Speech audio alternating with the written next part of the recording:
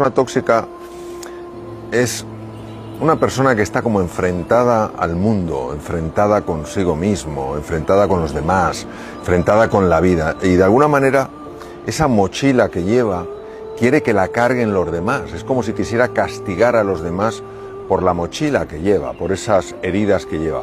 Y eso es lo que hace que sea muy difícil estar con este tipo de personas, porque no es que estén pidiendo una ayuda propia de la que pediría alguien que esté pasando un mal momento. Es que de alguna manera como que están buscando constantemente herir. No tienes que cargar con relaciones que drenan tu energía, que apagan tu luz o que te hacen dudar de ti. Y si en algún momento fuiste tú quien lastimó, también mereces la oportunidad de sanar, de entenderte y de renacer desde adentro. Porque sanar no es fácil, pero es necesario si quieres empezar a vivir en paz contigo y con los demás.